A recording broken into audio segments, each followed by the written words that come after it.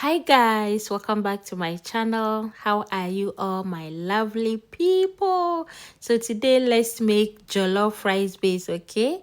In case you have some vegetables that you want it to get spoiled, just make jollof rice base with it. Keep it in the freezer. You'll be needing it later, okay?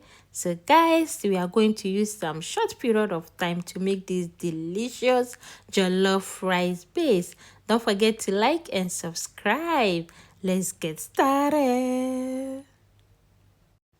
I had some red bell peppers and I didn't want it to go waste, so I came with the idea of making jollof rice base out of it. Okay, so basically these are my ingredients: some fresh tomatoes, red bell peppers.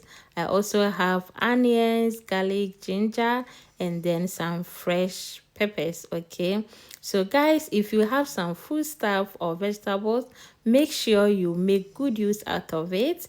You might not need it now, but you might need it later. Okay, so I clean my vegetables, I remove the seeds, and this is what I have very well clean.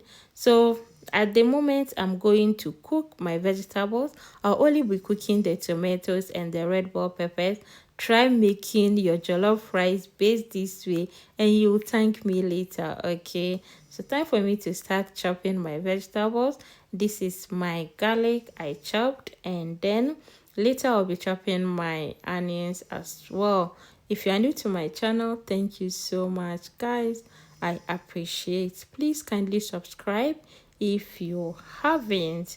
So let's check what we have. Okay, this is the outcome of our tomatoes and then red bell peppers.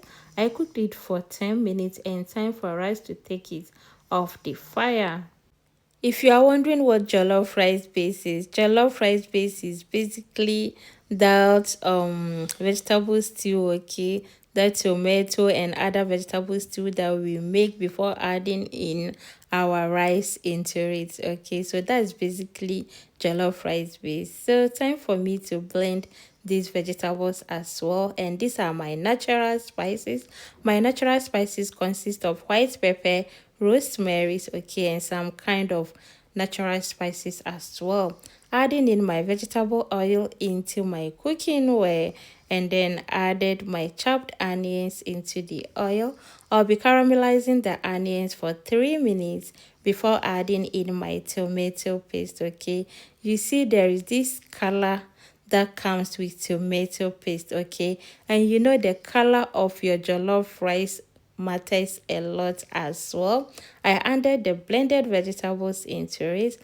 I'll be frying it for some few minutes. Okay, so time for me to blend the cooked tomatoes and the red peppers as well. Okay, so guys, this is it. After blending it, I'm going to add it into my already based stew. Okay, so guys, this is it.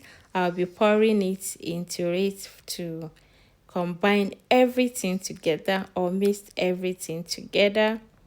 What I normally do is for me to lower the fire, okay, for my jollof rice base to cook on a lower heat, since I wouldn't be using it at the time that I cooked. Okay, so this is it. I'll just be checking it from time to time, okay, to prevent it from burning.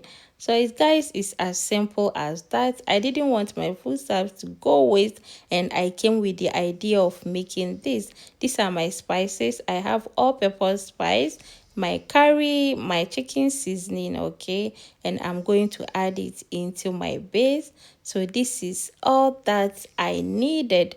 Our jollof rice base is already done. Okay, just make it to sit on fire for long. Okay, it all depends on the type of color of your jollof rice base that you want. Thank you for watching guys. Shalom, peace out.